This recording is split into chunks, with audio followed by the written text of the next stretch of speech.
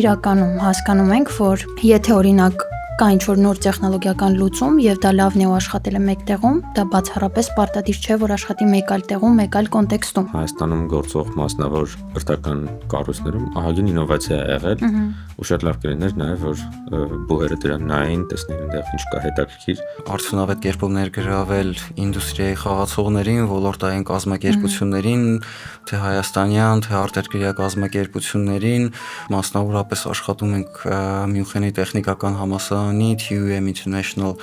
կոնկրետ կազմակերպության խորհրդատուների հետ, որոնց հետ ուսումնասիրում ենք միջազգային փորձը։ Գիտական խմբերը բավական մեծ անկախություն ունեն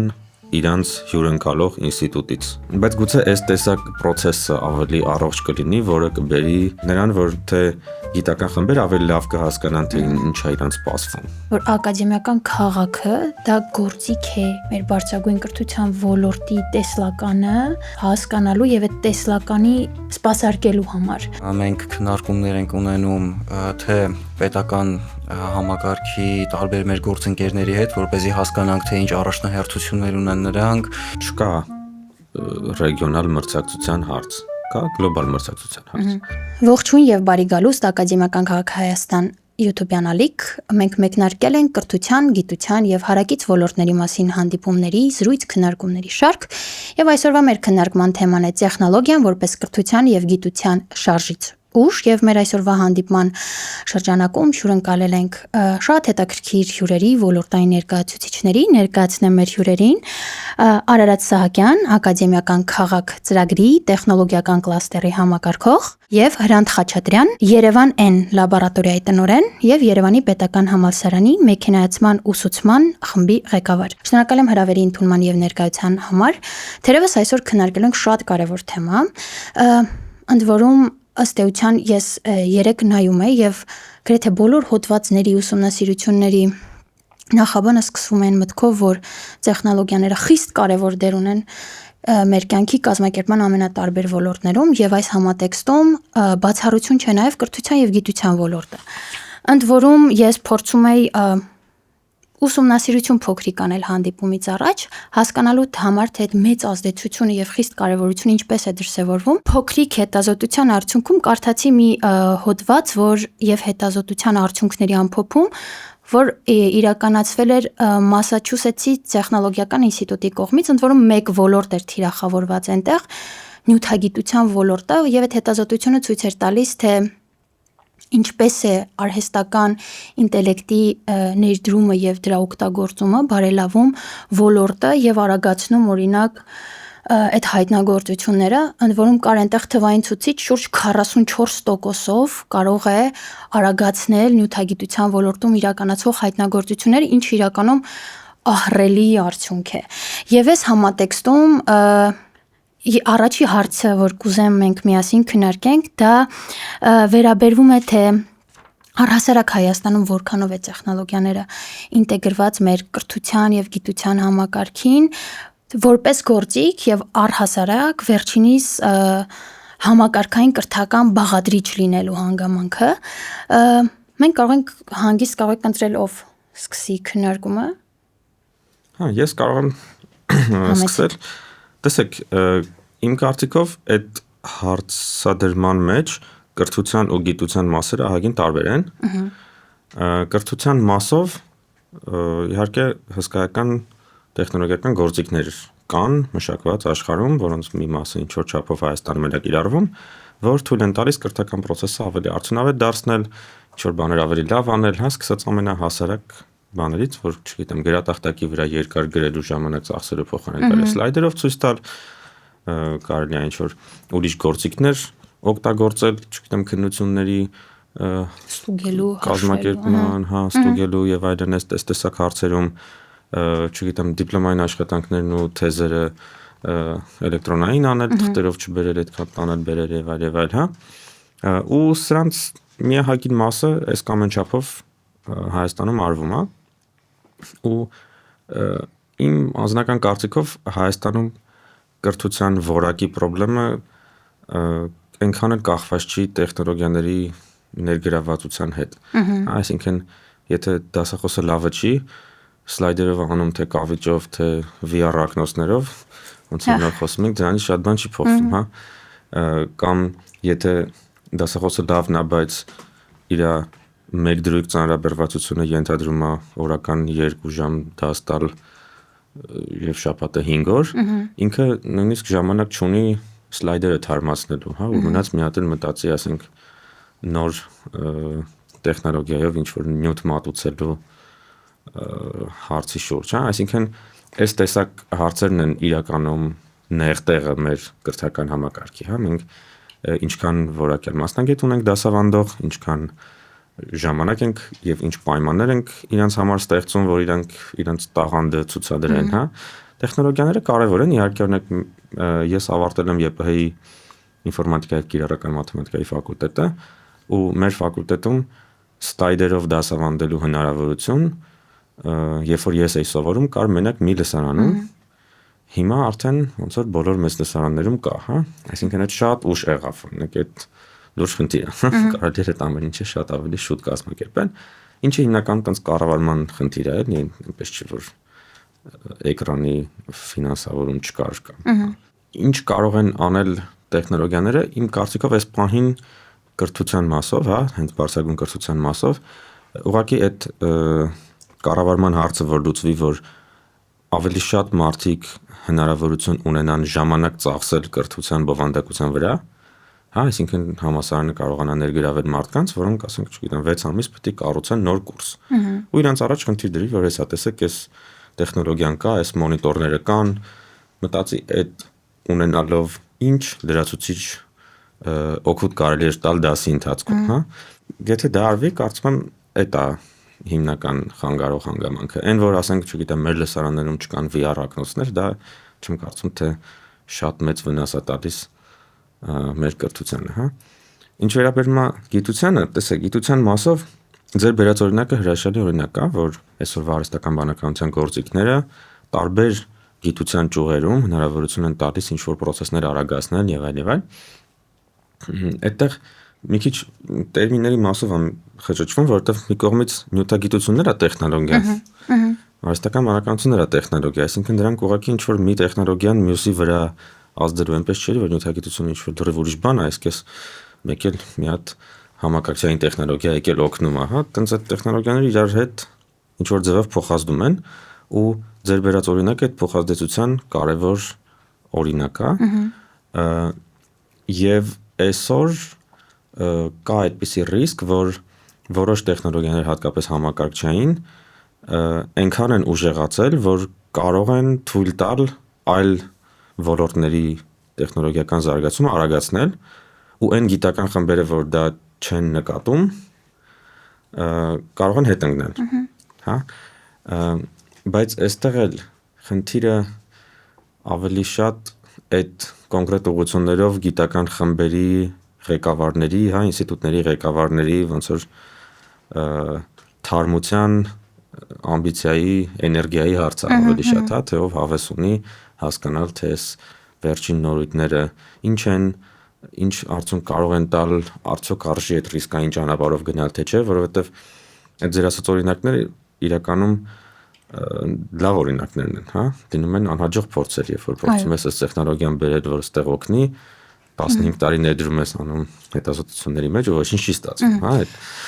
այսինքն այդտեղ այնպես էլ չի որ տենց հեշտ է մեղադրել, որ ինչի, այսինչ լաբը օրինակ Հայաստանում, այսինչ նյութագիտության լաբը ինչի չի օգտագործում արհեստական բանականություն, որովհետև այդտեղ կան ռիսկեր եւ այլն։ Ըստ էության երևի հարցի հետ կապված ինձ համար կարևոր էր հենց այդ ինտեգրված լինելու գաղափարի մասին խոսելը, որովհետև իրականում հասկանում ենք, որ եթե օրինակ կա ինչ-որ նոր տեխնոլոգիական լուծում եւ դա լավն է ու աշխատել է մեկ տեղում, դա բացառապես պարտադիր չէ, որ աշխատի մեկ այլ տեղում, մեկ այլ կոնտեքստում։ Եվ հենց ձեր բերած այդ ռիսկի այնքանով, որքանով այդ տեխնոլոգիան իրապես բնական պահանջ է համարվում այդ համակարգը զարգացնելու համատեքստում, այսինքն այդ հետազոտող խմբերը պիտի հասկանան, որ դա իրանց օգնելու է ավելի շատ, չգիտեմ, հոդվածներ գրելու, ավելի շատ հետազոտություններ անելու եւ դա իրենց օգնում է ըստ էության։ Կարող է օգնել, կարող է չօգնել, ու այդտեղ գիտեք, հետաքրքիր է, որ կարող է նույնիսկ այդ իրանց փորձը, տեսեք մի հատ այսպեսի բան պատմեմ, նմանատիպ ոլորտներում հիմա վերջի տարիներին այս տեսակ երևույթներ ա լինում, որ ինչ որ մի գիտական խումբ վերցնում է մի հատ համակարգչային տեխնոլոգիա, ասենք թե կենսաբանության մեջ, բերում կիրառում է ու ասում է տեսեք, այսպեսի լավ արդյունք եղավ։ Հետո մի հատ ուրիշ կենսաբանների խումբ շատ մոտիկից նայում է այդ արդյունքը, ասում է գիտեք, այդ արդյունքը իրականում ուներ SSS թերությունները, հա, ու իրականում այնպես չէր, որ դա տենց մեծ պրոգրես էր կամ լուծել այն ինչ-որ խնդիր, որը չէր լուծվում, հա, այս տեսակ ոնց որ խաղ է գնում, հա, որ մի կողմից համակարգչային տեխնոլոգիաներով այդ թվում արհեստական բանականությամբ փորձում են ինչ-որ բաներ լավացնել, մյուս կողմից դրան ոնց որ շատ քննադատական նայողներ կան, որոնք դրա թուլություններն ու թերություններն են արձանագրում, որը հաջորդ փուլում կարող է օգնի ասեն այդ ավելի լավ կիրառել, այդ ավելի լավ, ասենք մի հատ բարձ օրինակ բերեմ, նյութագիտության, կենսաբանության, քիմիայի շատ ոլորտներում կարևոր է գտնել նոր մոլեկուլներ, որոնք ունեն ինչ-որ հատկություններ, հա, բայց այդ մոլեկուլների հատկությունները ստուգելը շատ թանկ process է ու ենթադրում է լաբորատոր մեծ աշխատանք, հա։ Դրա համար հաճախ այդ հատկությունները ոնց որ կանխատեսում են համակարգչի մեջ, հա, փորձում են, ասենք ինչ-որ մեկը գայս ասում է ես այսպեսի մի հատ մոլեկուլ եմ գտել կամ մի հատ նյութ եմ գտել, ինքը ստուգել եմ համակարգչով, բայց ոչ լաբորատորիայում։ Ինքը ունի այսպեսի հատկություններ։ Մեկ էլ ասենք մի կես տարի հետո հայտնվում է մեկը, որ նայում է այդ մոլեկուլին, ասում է գիտես, այս մոլեկուլը որ դու գտել ես, քո համակարգիչը ասում է, որ ինքը լավ հատկություններ ունի, բայց այդ մոլեկուլը իրականում հնարավոր չի ստանալ, օրինակ, հա, որովհետև ինչ որ մի հատ, ասենք, ֆիզիկայի օրենքի հակասում է։ Ու այդ երևույթը կա, հենց հիմա մեր հետազոտություններում էլ տենց բաներ լինում է ու այդ առողջ ոնց որ քննադատական մոտեցումը, հա, ու այդ տեսակ համագործակցությունը տարբեր խմբերի միջև շատ կարևոր բան է։ Ու Հայաստանում մասամբ դա տեղի ունենում է։ Այս բանին օրինակ ԵՊՀ-ում կա այսպես կոչված հաշվողական նյութագիտության լաբորատորիա, որոնք լաբորատորիա չունեն ֆիզիկապես, հա, իրանք համակարգչում են այդ բոլոր սիմուլյացիաները անում ու փնտրում են նոր նյութեր, հիմնականում ակումուլյատորների հետ կապված, հա, հոսանքի կուտակիչների, ու իրանց ամբողջ գործունեությունը համակարգչային է, հա, այդ էլի նյութագիտություն է, էլի բավական ժամանակակից է, ու հա, այդ տեսակ բաներ կան կենսաբանական ուղղություններում էլ մի երկու խումբ կա, որ տես բաներ անում են, գուցե լավ կլիներ, որ ավելի շատ լինեին, հա, բայց դրա համար պետք է նաև որ ավելի շատ խմբեր լինեն, հա, այսինքն երբ որ ունեք 6 գիտական խումբ երկրում ու ուզում ենք բոլորը ամեն ինչով զբաղվեն, պես հնարավոր չի։ Այո, եթե փորձենք լսել ձեզ, Արաջան, ինչ է կարծում ներկայումս Հայաստանում այս կապը կամ տեխնոլոգիան որպես համակարգ, որպես այդպեսին որքանով է ինտեգրված կրթության եւ գիտության ոլորտներում։ Ընդհանուր առմամբ երկու մասի կբաժանեի, թվայնացման բլոկը եւ արդեն educational technologies, կրթական տեխնոլոգիաները եւ այլ տեխնոլոգիաների ինտեգրումը կրթական համակարգին։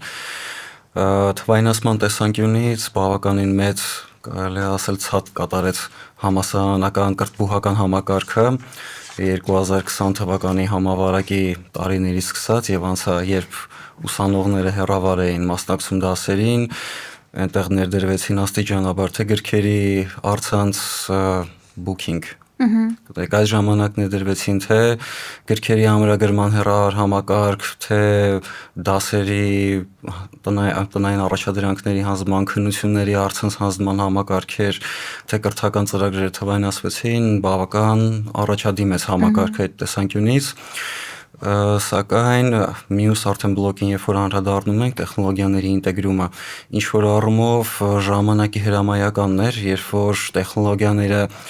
յուրաքանչյուրն առանձին աճելով, զարգանալով, ընդլայնվելով, բերում են արդեն միջդիսցիպլինար փոխհարաբերությունների, ինչպես եւ քննարկված օրինակում, երբ արհեստական բանականության արդեն լուծումները ի վիճակի են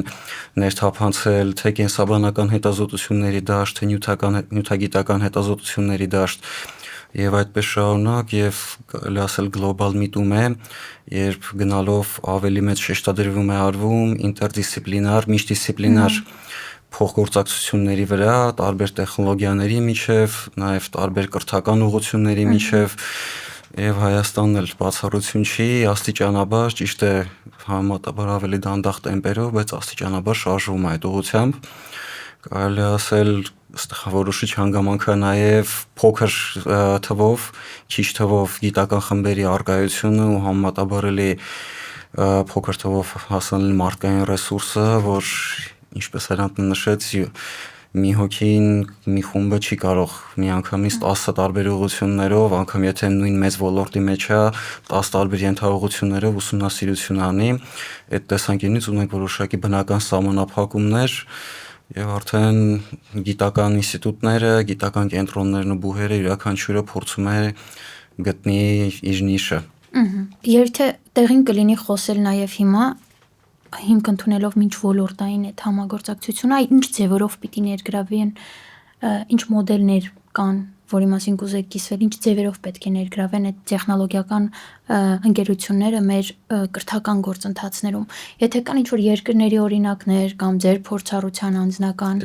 ընկերությունները, կազմակերպությունները, ինչ ձևերով պիտի ինտեգրվեն կրթական գործընթացներում,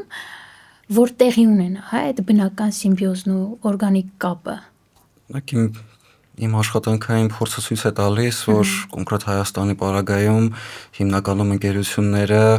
ավելի շատ իրենք են ընդառաջ գնում բուհական համակարգին, որոշակի նաև պասիվությամբ է պայմանավորված բուհական կողմից, պայմանավորված կադրերի անհրաժեշտությամբ եւ տեխնոլոգիական բնագավառի շուկայի զարգացմամբ, գլոբալ շուկայի զարգացմամբ, երբ որ տեղական թիմերին, տեղական ընկերություններին հարկավոր է մաքսիմալ արդյունավետ աճ ունենալ, օրգանական աճը նոր կադրերի, նոր տաղանդներ ներգրավելով հենց Հայաստանի Հանրապետությունից, բնական կարիք է առաջանում սերտ համագործակցել բուհական, գիտական ենթաբնագավառների հետ, որպեսզի մարդկային կապիտալի մատակարարումը ապահովեն։ Այդ տեսանկյունից բնական պահանջը կա։ Մոդելները, ինտեգրման մոդելները տարբեր են, լինում են դեպքեր, երբ որ ընկերությունը համագործակցելով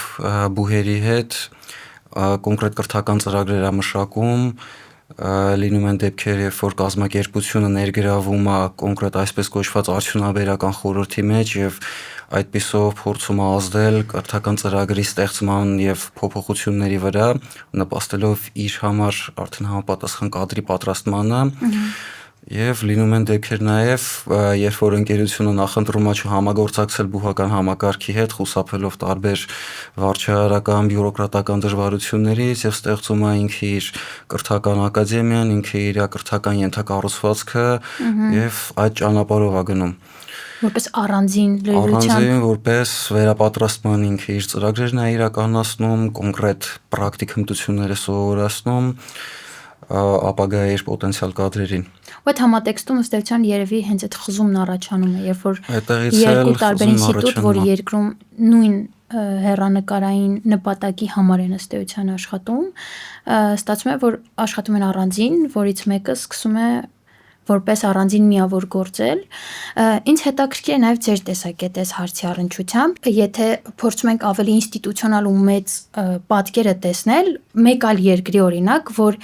եւի իմ ամենասիրելիներից է, երբ որ խոսում ենք որպես համակարգ այս ոլորտների միջև, այդ Գերմանիայի Fraunhofer ինստիտուտի օրինակներ, որ շատ ոգեշնչող է ինձ համար, ինքը աշխարհում եւի առաջատարներից է, շատ հետաքրքիր համակարգային օրգանիկ կապ է ստեղծված տեխնոլոգիական ընկերությունների, կրթության գիտության սիստեմի եւ բիզնեսի միջև։ Դա իրենից ենթադրում է մոտ 75 կիրառական կենտրոններ, որոնք սպասարկում են արդյունաբերության մեկ կամ մի քանի ճյուղերի կարիքներ եւ իրենք մասնագիտացված են ամենատարբեր ոլորտներում, օրինակ սկսած էլի արհեստական ինտելեկտից վերջացած միջև կենսաբժշկություն եւ այլն։ Այնց հետաքրքիր է, աշխարհը ունի այս փորձառությունը եւ աշխարհում կան ամենատարբեր համակարգերը, մոդելները, լուծումները։ Ինչն է մեզ խանգարում, ինչն է խոչընդոտում, որ փորձենք ինտեգրել, համապատասխանեցնել դրանք մեր կարիքներին եւ փորձել այս համակարգը իրապես ինտեգրել մեկ ընդհանուր տրամաբանության մեջ։ Տեսեք, շատ տարողունակ հարց է։ Մի կողմից այդ կրթական կենտրոնների սեփական եւ այլն որ խոսում ենք, դրան եմ ուզում արձագանքել։ Իմ կարծիքով այդ բավական լավ ու առողջ է, որ գոյություն ունեն հենց նույն նպատակը ունեցող մասնավոր կրթական կառույցներ, հա, այդ երբեմն կառավարություններին դուր չի գալիս այդպես բաները, բայց իմ կարծիքով այդտեղ իրենց մենակ պետք է աջակցել, որովհետեւ այդ տեսակ կառույցներում շատ ավելի արագ է ինովացիան գնում ու այդ հենց մեր նախորդ հարցում քննարկած տարբեր տեսակի լուծումները, թե ոնց կարելի է կազմակերպել դասընթացը, ոնց կարելի է կազմակերպել այսինչ հմտությունների մատուցումը, այդ առումով Հայաստանում գործող մասնավոր կրթական կառույցներում ահագին ինովացիա է եղել ու շատ լավ կլիներ նաև որ բուհերը դրան նայեն, տեսնեն այնտեղ ինչ կա հետաքրքիր, հանդեպ ֆորմատների տարբերություն կա, բուհական համակարգը 3-4 տարվա բակալավրա ուզում, իսկ այդ մասնավորները հիմնականում 6 ամիս մինչև կարող է մի տարի ու կես, հա, օրինակ կա Pixart Ակադեմիան, որը բավական երկար է, բայց կարճ չի, հա, կարծում 1.5-2 տարի է, ու ահագին հետաքրքիր է, հա, այդտեղ ինովացիա լինում է, կամ չգիտեմ, մի քիչ ավելի վաղ փուլում այդ Թումոյի այդ 42 դպրոց կոչված համակարգը դրա շատ հետաքրքիր, հա, ու դրանց գոյությունը իմ կարծիքով շատ օգտակար է էկոհամակարգի համար։ Արմատները արդեն շատ դպրոցական են, այո, միջնակարգ համակարգ։ Այդ կրթական բանի մասով, այդ Ֆրաունհոֆերի գաղափարը շատ հետաքրքիր է։ Տեսեք, հիմնական խնդրեմը թե ինչի տենց բաները լավ չեն աշխատում Հայաստանում, այդ էլի մարդկանց պակասն է։ Հա, այսինքն եթե Գերմանիայում ասենք արհեստական բանականության հետ կապված մասնագետների քանակը ենթադրենք 10,000 կամ չգիտեմ 5,000, դրանցից կարող է ասենք 20%-30% աշխատում է մաքուր ակադեմիական ինստիտուտներում, որոնք այդքան շատ չեն առնչվում ինդուստրիայի հետ, իսկ մնացած մասը ներգրավված է ենթադրենք այդ Ֆրաունհոֆերի տիպի կառուցվածքներում, որոնց նպատակը նաև սեփական արդյունաբերությանը սպասարկելն է, հա։ Հայաստանում այդքան մարդ չկա, որ այդ ամեն ինչը ծածկի, հա։ Ասենք կարող է մի խումբ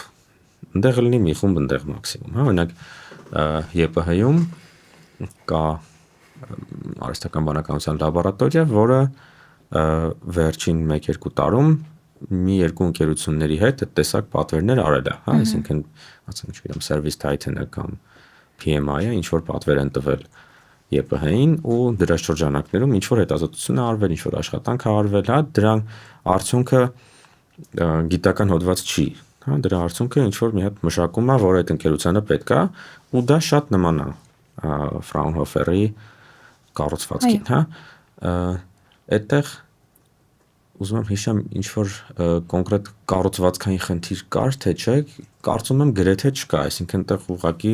հենց մեր ունեցած ԵՊՀ-ներով, մեր ունեցած կառույցներով դա հնարավոր է անել, եթե լինի մարդ, հա։ Ինչ որ նյուանսներ կային, ինձ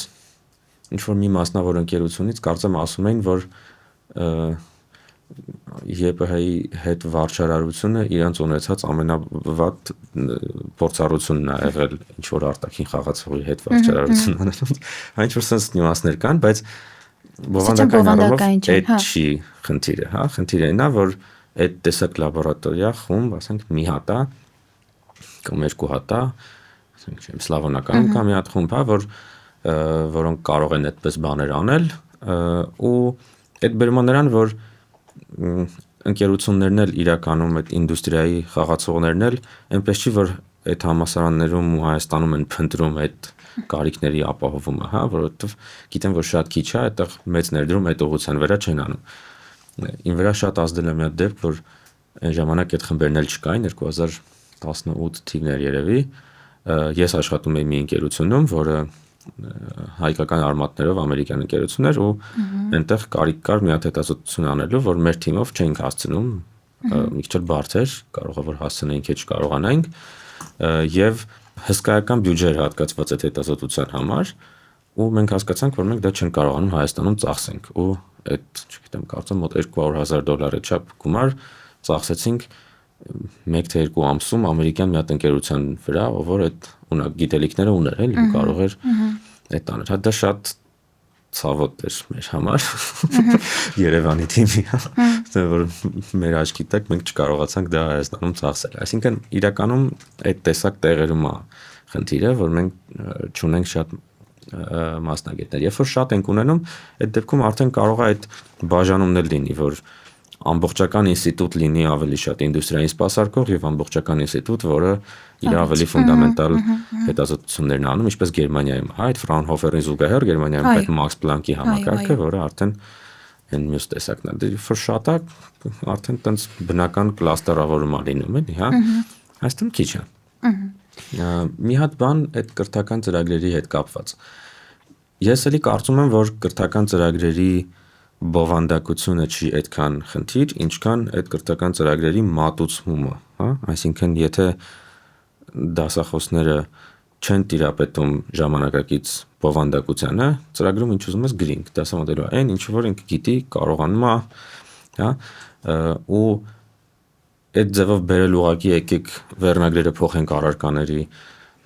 դասերի անունները փոխենք դնենք ավելի ժամանակակից բաներ, որ MIT-ում է դասավանդվում, այդ համարյա միշտ չի բերում բովանդակային փոփոխության, հա։ Դրա համար ես բավական սկեպտիկ եմ այդ հարցերի շուրջ։ Այսինքն մենք եթե նույնիսկ այսօր այդ կրթական ծրագիրը փոխենք, կտրուկ ինչ որ բաներ ավելացնենք, դրա հետևը պետքա լինի ուժեղ թիմ, որը դա իրականացնելու է։ Ու այդ իրականացումը կարող է լինի օրինակ ներգրավմամբ մասնագետների, հա։ Մի հատ շատ հաջող դեպք կա էլի ԵՊՀ-ում, որ կոչվում է կիրառական վիճակագրության եւ տվյալագիտության մագիստրատուրա, հա, դրա ղեկավարները չեք պատկերացնի ինչքան ջանք են դնում, որ ամեն կիսամյակ գտնեն համապատասխան դասախոսներ իրենց ծրագրի համար, հա։ Էլի ասենք տղային 1-2 առարկա կարող է փոխեն, բայց քանի որ այդ թեմաներին տիրապետող մարդիկ համասարանում մշտական աշխատող չեն, այո, պետքա ամեն տարի իրանց գտնել, որտեղ մեկը այս տարի հարմար չի, մյուս տարի գործը փոխում է, մյուս տարի ինչ-որ ուրիշ բանով զբաղվում, հա, ու դա ահռելի աշխատանք է։ Ու դա կարողանում են անել կոնկրետ այդ ծրագրի շրջանակներում ու արդյունքներ տալիս են։ Հա, բայց թե քանի այդ տեսակ մենեջեր, հա, կրթական ծրագրի ղեկավար կա Հայաստանում, որոնք պատրաստ են այդքան ջանք դնել այդ բովանդակությունը սպասարկելու համար, որ կարողանան գտնեն այդ մարդկանց, ասենք էլ չասած այդ մնացած բյուրոկրատական խոչընդոտները, էլի որ կարող է ինչ-որ համասարաններում գնաս ասես, այս սրա դասախոս չեմ գտել, պետքա հեռավար լինի, կասեն չէ, այտենց ոնց կլինի, հա, օրինակ այդ հարցերը ԵՊՀ-ում ինչ-որ ձևով այս մարդիկ կարողանում են լուծել, որոշ դասախոսներ Հայաստանում չեն ֆիզիկապես, բայց շարունակում են դասավանդել, հա, այս սկսած այս տեսակ ոնց որ լոգիստիկ հարցերից, որը լուծելը շատ բարդ է։ Ես մի անգամ փորձել եմ այդ ուղղությամբ մտածել ու հանձնվել եմ։ Ես դժվար թե դրանով զբաղվեմ, հա, դիրոք հսկայական գործ է։ Ու այդ ամեն ինչը ոնց կարող ենք մենք խրախուսել, հա, գուցե այդ տեսակ, գուցե այդ կրթական ծրագրի ղեկավարի հաստիքը, հա, պաշտոնը պետքա շատ ավելի գրավիչ դարձնենք, շատ ավելի շատ վարձատրենք, շատ ավելի շատ գովերքենք, ներկայացնենք, մոտիվացնենք եւ այլն, որ ավելի շատ մարդիկ ուզենան դրանով զբաղվել ու բերեն դրան, որ այդ կրթական ծրագրերը թարմացվեն, կապերը լինի, տեսեք այդ դասախոսներ հավաքելը ինդուստրիայից այդ շատ օրգանիկ ու բնական ճանապարհ է ինդուստրիայի գիտելիքը ու այդ հենց ձեր ասած մերձեցումը ապահովելու համար, այսինքն եթե դուք ունենում եք լավ կրթական ծրագրի ղեկավար, ով որ ուզում է իր առարկաների, ասենք 30-40%-ը ծածկի ինդուստրիայով, այդ արդեն ձեր ասած հարցներ է լուծում ավտոմատ, հա, ոնց որ բոլորովին ուրիշ կողմից էլի, ու այդտեղ էլի ինստիտուցիոնալ նեղ տեղ չկա, հա, այսինքն ինչ որ օրենքի փոփոխություն պետք չի դրա համար կամ ինչ որ բան, այդ ուղղակի պետք են լավ մենեջերներ։ Այս համատեքստում տեղին կլինի անդրադառնալ նաև ակադեմիական քաղաքծրագրի տեխնոլոգիական կլաստերին։ Արդեն իսկ լսեցինք մի շարք տեսակետներ մարդկային ռեսուրսների պակասի, սակավության, եղած իրավիճակում մի շարք մարտահրավերների մասին եւ ինձ հետաքրքիր է թե տեխնոլոգիական կլաստերը մեր քննարկման համատեքստում ինչպես է տարբերվելու ներկայիս իրավիճակից, ինչ կառուցվածք ունի, ինչ բաղադրիչներ ունի։ Կխնդրեմ նաև անդրադառնալ հենց մարդկային ռեսուրսի պակասի խնդրին եւ ուրախ կլինեմ նաև լսել ձեր կողմից հարցեր կլաստերի հետ կապված մտահոգություններ, մարտահրավերային որոշակի կողմեր եւ այլն։ Ակադեմիական քաղաքի տեխնոլոգիական կլաստերի գլխավոր նպատակն է նպաստել միջազգային մրցունակ տեխնոլոգիական բնագավառի կրթության ստացմանը Հայաստանում, ինչպես նաև ոլորտային գիտական ուղղությունների զարգացումը եւ գիտական խմբերի թվի ավելացումը Հայաստանում, ինչպես նաև միջազգային տաղանդավոր երիտասարդների ներգրավումը թե կրթական համակարգում, թե գիտական համակարգում։ Ժամանակի սղությունը հաշվի առնելով չեմ թվի այն բոլոր գիտական կենտրոնների, գիտական ինստիտուտների անունները, որ կլաստերում են գտնվելու։ Տեխնոլոգիական կլաստերի կենտրոնական միավորը, այսպես կոչված պայմանականորեն տեխնոլոգիական համալսարանն է, որը ստեղծվելու է 3 բուհերի եւ 14 գիտական ինստիտուտների հիմքի վրա։ Հիմնականում համալսարանը ոչ թե պարզապես միավորելու է եւ մեկտեղելու այդ բոլոր ինստիտուտները, ոչ թե ինչ-որ մի ինստիտուտ կամ մի բուհ միանալու է մյուսին, այլ նպատակն է զրոյական կետից ստեղծել մի բուհ եւ որը կունե զրոյական մակարդակից ստեղծել մի բուհ իր գիտական ուժեղ դպրոցներով, գիտական լաբորատորիաներով ու ուղղություններով, որը ի վիճակի կլինի ել ավելի մրցունակ լինել եւ ել ավելի բարձր դիրքեր գրավել։ Բացի տեխնոլոգիական համալսարանից, տեխնոլոգիական կլաստերում կարևոր է նշել, որ աշխատանք է տարվելու ներգրավել, արդյունավետ կերպով ներգրավել ինդուստրիայի խաղացողներին, ոլորտային կազմակերպություններին, թե հայաստանյան, թե արտերկրյա կազմակերպություններին, ունենալ նորարարության խթանման համապատասխան ենթակառուցվածքը, կլինեն դրանք ինկուբատորներ, աքսելերատորներ, վենչր ստուդիաներ, որպեսզի ամբողջականացնել այդ կլաստերային գաղափարը, ունենալ կրթական բլոկը, ունենալ գիտական բլոկը եւ ունենալ ակտիվ ներգրաված ինդուստրիան եւ նորարարության, ձեռներեցության ենթաբնագավառները։ Իր տարբերությունը տեխնոլոգիական կլաստերի առանձնահատկությունը կայանալու է հենց կոմպլեքսային մոտեցման մեջ եւ նրանում, որ կլաստերի շրջանակներում փորձելու ենք հնարավորինս թեթևացնել ներկայումս գործող բյուրոկրատական որոշ ընթացակարգեր, կառավարման համակարգերն ենք փորձելու ավելի լավացնել, արդյունավետ ավելի դարձնել հնարավորինս եւ աշխատելու ենք աստիճանաբար ավելի մեծ ակադեմիական անկախություն տալ գիտնականներին, օգնելով նրանց ավելի ազատ լինել եւ ավելի անկախ լինել։ Մարդկային ռեսուրսների մասին խոսելիս ներկայությամբ մասնավորապես աշխատում ենք Մյունխենի տեխնիկական համալսարանի TUM International կոնկրետ կազմակերպության խորհրդատուների հետ, որոնց հետ ուսումնասիրում ենք միջազգային փորձը, քննարկումներ ենք անում հայկական գիտական ինստիտուտների բուհերի հետ, փորձում ենք զուգահեռաբար քարտեզագրել այն ամենը, ինչ որ ունենք Հայաստանում, հասկանալ մեր իրողությունների առանձնահատկությունները, միևնույն ժամանակ միջազգային փորձը ուսումնասիրել եւ տեսնել, թե որ կոմպոնենտները ինչ արդյունավետ եղանակով, օրգանական կերպով կարող ենք ինտեգրել Հայաստանում եւ ավելի դինամիկ զարգացող տեխնոլոգիական կլաստեր ունենալ։ Նաև նախատեսում եմ, որ կլինեն նաև վերապատրաստման, նաև կադրերի պատրաստման ծրագրեր եւ իհարկե կլինի որոշակի անցումային շրջան, հնարավոր չի, որովհետեւ ամեն ինչ միանգամից իդեալական անել եւ աստիճանաբար փուլային եղանակով շարժվելու ենք առաջ ընդհանուր կլաստերի կայացմանը նպաստելով։ Շնորհակալություն։ Եթե դեմ չեք, ես ինձ համար կարևոր մի հարց հանեմ, ենթադրում եմ ամենաշատ հնչվող մտահոգություններից մեկը դրանք ռիսկերն են, մասնավորապես կենտրոնացման ռիսկը, որ ամենաշատն եմ լսել ամենատարբեր քննարկումների համատեքստում, ինչպիսի ռիսկեր կան մարդկային ներուժը կենտրոնացնելու, տեխնոլոգիական այս ողջ ենթակառուցվածքները կենտրոնացնելու մեկ տեղում եւ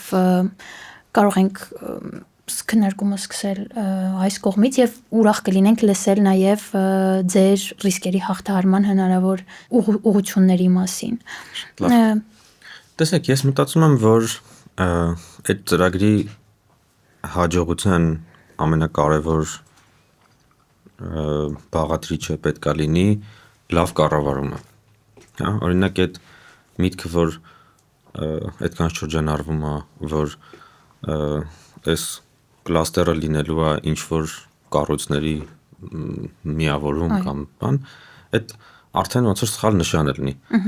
Հա, այսինքն ես կարող եմ պատկերացնել, որ գուցե ինչ որ հրաշքով մենք այդ կլաստերի համար կարողանանք սահմանել դրա ավելի կոնկրետ նպատակ, հա, ոչ թե այսպես ուղղակի ասել, որ տեխնոլոգիաների զարգացում եւ այլ, ավելի կոնկրետ հասկանալ, թե որ տեխնոլոգիաներն ենք ուզում Հայաստանում լինեն, Հայաստանի որ կարիքների համար ենք ուզում այդ տեխնոլոգիաները լինեն, կարող է մի քանիսը այս պահի Հայաստանի կարիքների համար չի, այլ ընդհանրապես ուղղակի կարևոր ուղղություն է, ուզում ենք այդտեղ մենք խաղացող լինենք, հա, ու այդ նպատակի շուրջ հասկանանք, թե ինչը արժի միավորել, ինչը արժի բերել ընդհանուր հովանոցի տակ, հա, ու դրանից բխեն այդ քննարկումները։ Ընդ որում, գիտեք, այսօր Հայաստանում գիտական խմբերը բավական մեծ անկախություն ունեն իրանց հյուրընկալող ինստիտուտից։ Այսինքն այն հանգամանքը, որ ասենք այս 6 գիտական խումբը գտնվում են այս ինստիտուտում, հիմնականում պայմանավորված է ոչ թե նրանով, որ այդ ինստիտուտը ունի մի հատ ինչ-որ ուղղվածություն, տեսլական ապագայի վերաբերյալ ու այդ տեսլականին համապատասխան լաբերն են եկել այդտեղ հավաքվել, այլ ինչ-որ հետաքրքիր պատմական պատճառներով, ասենք, այն մի խումբը կռվել է այն մյուս ինստիտուտի տնօրենի հետ, դրա համար եկել այս մյուս ինստիտուտ, դրդապատճառներով, հա, կամ ասենք, չգիտեմ, ու այդ ոնց որ խորը արմատներ ունի խորհրդային անցյալում, օրինակ հայտնի պատմություն է, ասում են, որ Աշտարակի ֆիզիկական հետազոտությունների ինստիտուտը ստեղծվել է, երբ որ Երևանի ֆիզիկայի ինստիտուտի փոխտնօրենը տնօրենի հետ կոնֆլիկտ ուներ եւ չէին ուզում իրար աշխատել, հա։ Տենց ԵՊՀ-ում էլ օրինակ կա ՏՏ կենտրոն, որը մեր ֆակուլտետից առանձնացել է, որովհետեւ ինչ որ մարդիկ վիճել են, հա։ Այսինքն այս տրամաբանությամբ ձևավորված համակարգում հիմա երբ որ ասում ենք եկեք այսրանք հիմա մի ուրիշ ձևով կպցնենք իրար, ու այդ ինչ որ ուրիշ ձևը չունի ավելի լավ հիմնավորում, քան հիմա էլ եկեք սենց ենք ուզում, հա։ Այդ լավ չի ընկալվում ու լավ չի ներկայացնում հնարավորությունների դաշտը, հա։ Օրինակ եթե մենք հաջողվի որ հասնենք նրան, որ թե որ լաբորատորիան ուր է գնում, որ կլաստերին է գնում, միանում ու ինչ հիերարխիայով, դա որոշվի ըստ այդ կլաստերի առջև դրված գիտական նպատակներից, հա, այդ դեպքում շատ ավելի բնական կդառնա խոսակցությունը, բայց ստեղ մենք էլի ունենք այդ մարդկային ներուժի խնդրը, հա, որովհետև պարզ չի թե Հայաստանում ովքեր են այդ կալիբրի մենեջերները, որոնք կարող են այս տեսակ որոշումներ կայացնել եւ այդ պլանավորումը անել, հա, դրա համար ես այդ մասին բարբերաբար մտածում եմ, այդպես ինչ որ խելոք լուծում չեմ կարող ասել, բայց հավանաբար պետք է մոտավորապես հակառակ երթականությամբ անել, այսինքն այս պահին այդ միավորման եւ վերադասավորման հարցը հետաձգել, հատկապես քանի որ այս պահին այդ թե որ խումբը որի հետ է միևնույն ինստիտուտում շատ բովանդակային պատճառներ ու խնդիրներ չկան, այդտեղ հիմնականում ադմինիստրատիվ է, հա, ասենք այս խմբերը արդեն սովոր են այս հաշվապահի հետ աշխատելու, օրինակ, ու դրանով է պայմանավորված իրանց նույն ինստիտուտում լինել, էլի, ոչ թե ինչ որ ընդհանուր գիտական նպատակներով կամ բանով, հա, այլ երևի ավելի լավ կլինի գնալ այն ճանապարհով, որ գտնել մենեջերներ, ում հենց այդ ոնց որ իրանց աշխատանքի նկարագրության մեջ այդ խնդիրը դրվի, որ ձեր նպատակն է լավագույն դեպքում ամբողջ կլաստերի մակարդակով, բայց գուցե շատ բարդ է, կարելի ավելի փոքր սկսել, հա, ասենք եկեք վերցնենք ինչ որ մի հատ ուղղություն տեխնոլոգիաների մեջ, հա, ասենք դա կարող լինի շատ կիրառական, ասենք կարող լինի, չգիտեմ, հրթիռաշինության համար ինչա պետք է քիմիայի այս լաբորատորիան, պետք է ֆիզիկայի այն լաբորատորիան, պետք է, չգիտեմ, հա, ասենց ինչ-որ բաներ ոնց անենք, որ Հայաստանում հրթիռաշինության ամբողջ այդ արժեքային շղթան ծածկվի գիտական մակարդակում։ Հա, այսինքն այս տեսակ հարցադրում կարելի է դնել, ունենալ մի մենեջերով, որ դրա պատասխանատուն է, ու ինքը այսօրվանից սկսած գնա տարբեր համալսարանների եւ ինստիտուտների համապատասխան խմբերի հետ սկսի աշխատել ու իրանց կոորդինացնի այս տեսլականի տակ, հա, ու տենց այդ հրթիռաշինության նման ասենք լինի, չգիտեմ, 10 հատ ուղղություն, որոնք ընդհանուր առմամբ կգան հետո կհավաքվեն այդ մեծ տեխնոլոգիական կլաստերի տակ։ Հա, ինչ որ այս տեսակ process-ը ես կուզեի, որ սկսվեր, որը շատ բարդ է, ես հասկանում եմ, որ այսօր ոնց որ փորձել մարդ ներգրավել դեռ ոչ մի բան գոյություն չունեցող իրավիճակում դժվար է, հա, բայց գուցե այս տեսակ process-ը ավելի առողջ կլինի, որը կբերի նրան, որ թե գիտական խմբերը ավելի լավ կհասկանան, թե ինչ է իրանց սպասվում, հա, ու համել պետության համար ավելի տրամաբանական լուծում կլինի, հա, Արարատը նշեց ակադեմիական ազատության հարցը, իմ տպավորությամբ այսօր Հայաստանում ակադեմիական ազատության խնդիր չկա, հա, այսինքն կարող է ինչ-որ երևի ոչ մի ոլորտում չեմ տեսել, իմ հարակից ոլորտում ընդհանրապես չկա, ու նույնիսկ կարող է մի քիչ հակառակն է պետք է, մի քիչ տարօրինակ է հնչում, բայց գուցե ինչ-որ ուղղորդում է պետք պետությունից, որ գիտեք, ասենք, լավ կլիներ, որ օրինակ, ասենք, դա կարող է, դա չի նշանակում, դա չպետք է հակասության մեջ մտնի ակադեմիական ազատության հետ, հա, այսինքն գալ ինչ-որ խմբի ասել, չգիտես, սրանով մի զբաղվի, դա հնարավոր չի ու չի կարելի եւ այլն, հա, բայց օրինակ, որ մի օր հայտարարի պետությունը, որ գիտեք, մեզ այս ոլորտը կարևոր է ու սրանով զբաղվող չկա, բայց մենք օրինակ հատուկ դրամաշտոր ենք հատկացնում այս ուղղության համար, հա, այդ դեպքում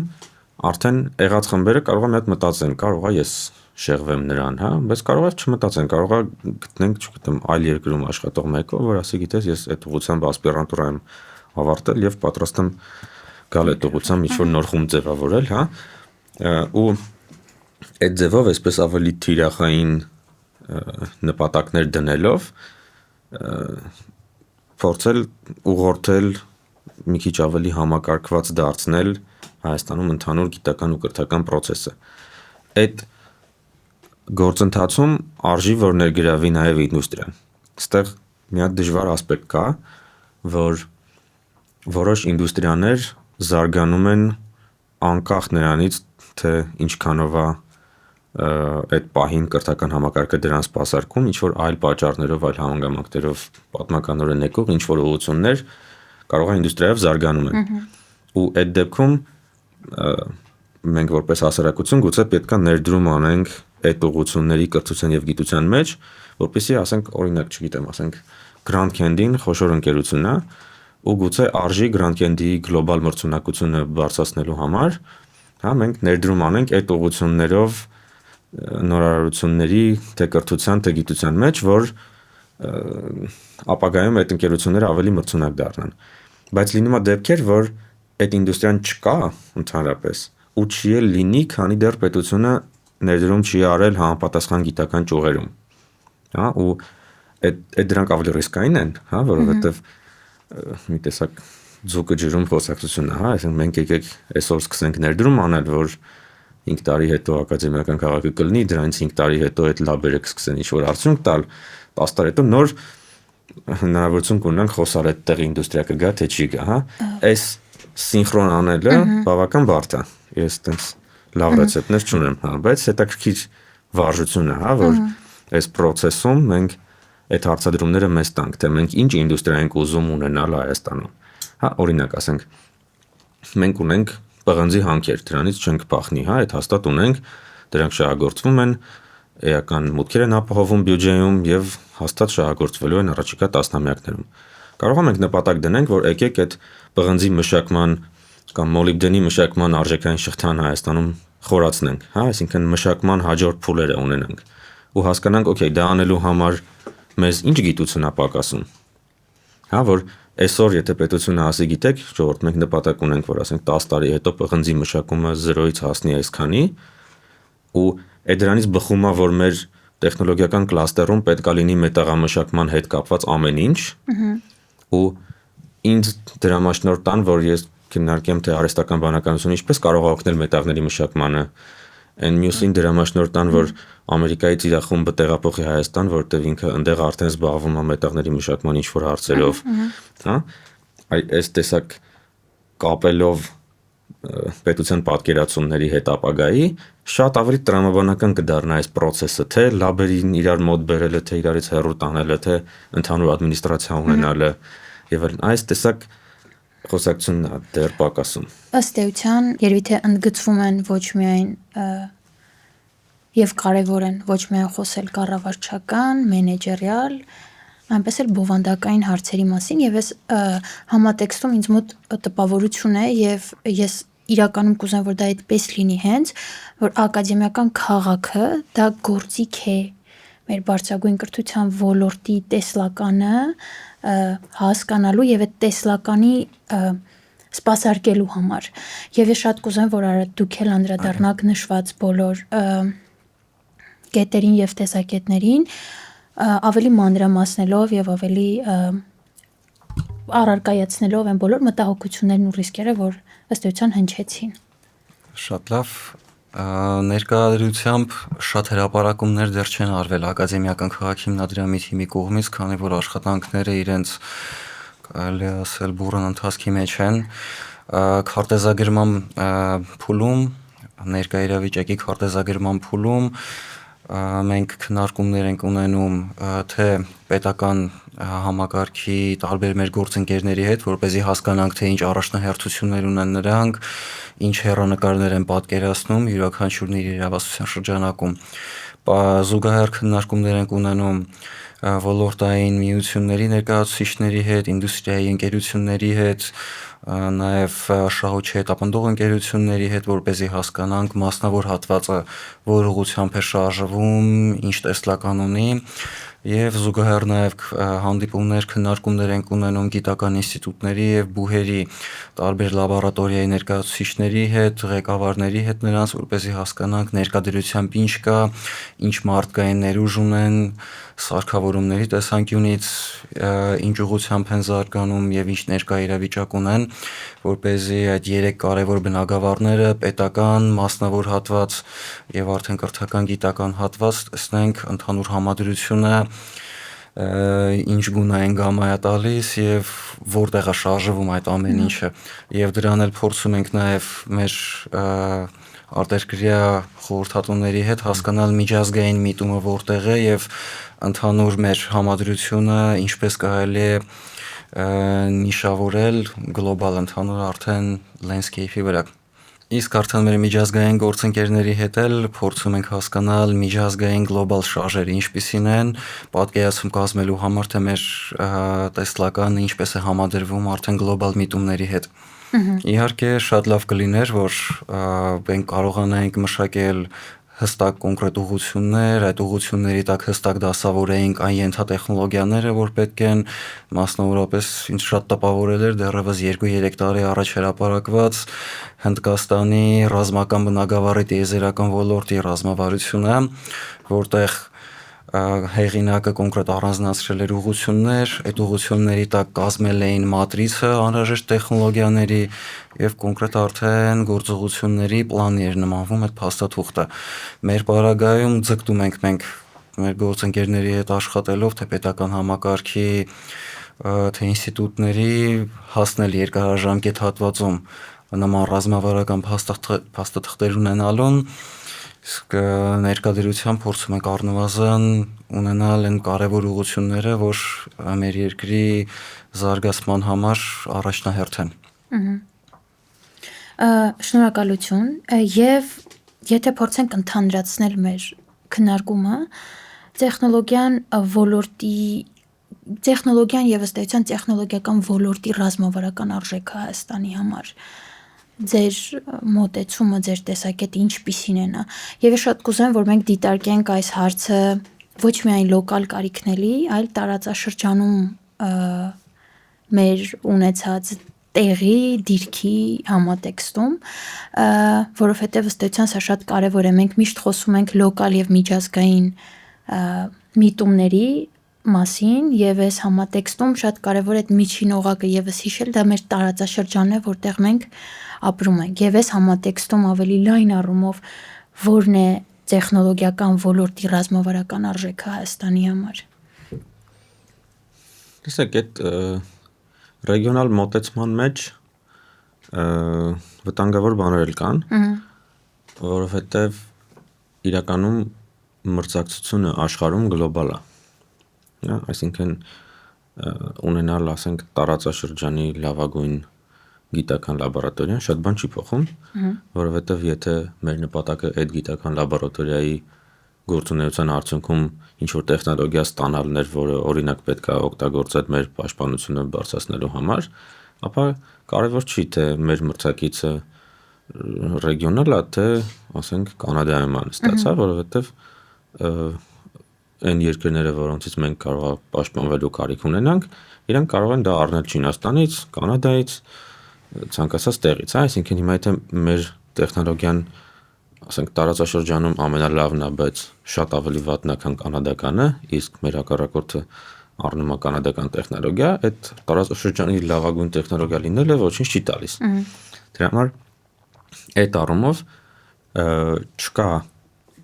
ռեգիոնալ մրցակցության հարց, կա գլոբալ մրցակցության հարց։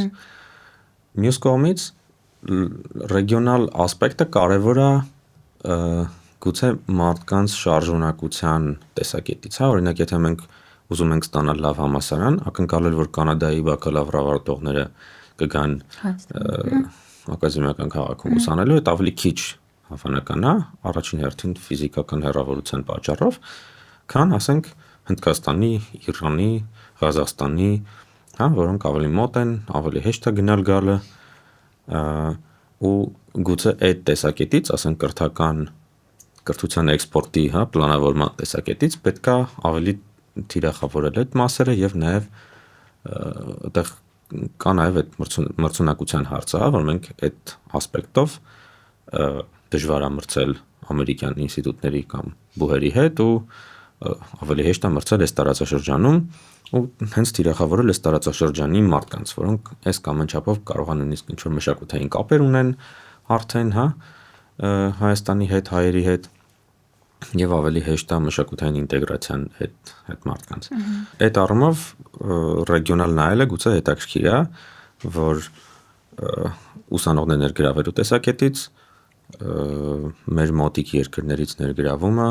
թե մշակութային, թե լոգիստիկ առումներով գուցե ավելի հարմար է, քան Կանադայից եւ Ավստրալիայից Հայաստան ուսանող ներգրավելը, այնպես որ այդ մասով համաձայն եմ հարցադրման հետ, որ ռեգիոնալ տեսանկյունը էական է։ Ընդհանուր առմամբ տեխնոլոգիաների դերը կամ, ինչպես դուք եք ասում, արժեքը, շատ կարևոր է այն տեսակետից, որ աշխարհում հիմա պետությունները իրար տալու կամ իրարից կախվածություն ունենալու կամ իրար համար արժեք ստեղծելու առումով շատ մասով գալիս են տեխնոլոգիաներին։ Այնտեղ կա նաև քանակի հարց, այսինքն թե կոնկրետ տեխնոլոգիայից որքան ես ունակ պատրաստել, որտեղ մենք սկզբունքորեն խնդիրներ ունենք, մեր բնակչության քանակի, տարածքի չափերի հետ կապված, բայց որքան գնում ենք ավելի բարձրարժեք արտադրանքին, այնքան ավելի այդ քանակական խնդիրը մեղմանում է, որովհետև ինչքան բարձր է արժեքը, այնքան ավելի քիչ է մրցակցությունը եւ օրինակ լոգիստիկ խնդիրների դերը սկսում է պակասել, շատ կոպիտ ասած, եթե մենք արտադրում ենք եւ ուզում ենք արտահանել ինչ-որ շատ էժան ապրանք, ապա այն փաստը, որ ասենք երկաթուղային հաղորդակցությունը Հայաստանի եւ կապվածությունը մնացած աշխարհի հետ լավը չի ու ասենք մի քանի հազար կիլոմետր ինչ-որ ապրանք տեղափոխել ավելի թանկ է նստում, այդ տրանսպորտային ծախսը այդ ապրանքի վրա շատ ավելի մեծ տոկոս է կազմում, բայց եթե տրանսպորտային ծախսը մնում է նույնը, իսկ քո արտադրանքը շատ թանկ է, այդ տոկոսային հարաբերությամբ արդեն աննշան է դառնում, ասենք գուցե, չգիտեմ, լոլիկը ու կանաչին ինքնաթիռով արտահանելը չափազանց թանկ է դառնում ու դարձնում է դա ոչ մրցունակ, բայց ասենք $20,000 սարքը ինքնաթիռով արտահանելու դեպքում այդ գինը շատ փոքր է, հա, ու այդ տեսակետից Հայաստանի համար կարևոր է կենտրոնանալ այն ուղղությունների վրա, որոնք բարձրարժեք են։ Իսկ բարձրարժեք ուղղությունները շատ հաճախ պայմանավորված են տեխնոլոգիաներով։ Ու տեխնոլոգիաներն են, որոնք հնարավորություն են տալիս քիչ ռեսուրսով մեծ արժեք ձևավորել։ Այդ պատճառով բոլոր տեխնոլոգիաները պետք է հենց այդ պրիզմայով իրանց դիտարկել, հա։ Այդ իմաստով իրականում ակադեմիական քաղաքի մյուս բաղադրիչներն էլ են բավարարում դրան, հա, այսինքն, չգիտեմ, կյանքի մասին գիտությունների կլաստերը ինքը էլի շատ բարձրարժեք արդյունքներ կարող է տալ եւ բարձր մրցունակություն ապահովել։ Ուղղակի այս մի կլաստերի անունը, որ տեխնոլոգիական է, դա իրան չի դարձնում այդ իմաստով շատ ունիկալ։ Անդրադարձ արել, այո։ Նախ կցանկանայի նշել, որ հաճախ տեխնոլոգիաների մասին խոսելիս առաջինը ինչ մեր մտքին գալիս է արհեստական բանականությունն է, նյութագիտությունը, գերճշգրիտ սարքավորումներ, լազերներ եւ այլն, բայց միևնույն ժամանակ նույն սովորական կաթը, որ ամեն օր վերցնում ենք մենք ջուրը կամ սննդամթերքը, որ օգտագործում ենք ամեն օր, որոշակի տեխնոլոգիական process-ներ, որոշական տեխնոլոգիական գործընթացների միջով են անցնում, մինչև մեզ հասնելը, եւ այդպիսով տեխնոլոգիաների դերը նախ եւ առաջ անփոխարինելի է մեր բարենային անվտանգության համատեքստում, մեր առօրյա կյանքի համատեքստում, մեր հարմարավետ կյանքի եւ բարձր որակ ունեցող կյանքի համատեքստում։ Տեխնոլոգիական կլաստերի շրջանակում մեր նպատակն է ստեղծել այնպիսի ենթակառուցվածքներ, որ հնարավորություն կտան լուծելու մեր ներքին խնդիրները, ներքին մարտահրավերները, ինչպես նաև միջազգային մարտահրավերների հաղթահարմանը ներգրավել, այսպիսով ընդլայնել համագործակցությունը միջազգային հեղինակավոր ընկերությունների հետ, տարբեր կազմակերպությունների հետ եւ այդպիսով ել ավելի նկատելի դառնալ քարտեզի վրա։ Իսկ ներկայությամբ էլ կան թե տարածաշրջանից ուսանողներ, թե անգամ Ֆրանսիայից, Ավստրալիայից գիտնականներ, որ գալիս են ժամանում են Հայաստան եւ այստեղ են իրենց գիտական փորձերը դնում, իսկ ինչ որ առումով արդեն իսկ կան որոշակի սարքավորումներ, որոշակի ենթակառուցվածքներ, որ հնարավորությունը տալիս են եւ ապացուցել են, որ Հայաստանը կարող է հետաքրքիր լինել երիտասարդ տաղանդների համար։ Ակադեմիական քաղաքի տեխնոլոգիական կլաստերի շրջանակում փորձելու ենք մասշտաբայնացնել եւ արդեն համակարգված զարգացնել այդ ուղղությունները ու կապիտալացնել այդ մեր ունեցածը։ Ես ուզում եմ շնորհակալություն հայտնել մեր այսօրվա զրույց քննարկման հանդիպման մասնակիցներին անչափ հետաքրքիր քննարկման համար, իսկ մեզ դիտողներին ուզում եմ հիշեցնել, որ մեզ սպասում են նոր եւ բազմաբովանդակ թեմաների քննարկում, եթե կունենաք հարցեր, անպայման գրեք մեկնաբանություններում, մենք մեր հաջորդիվ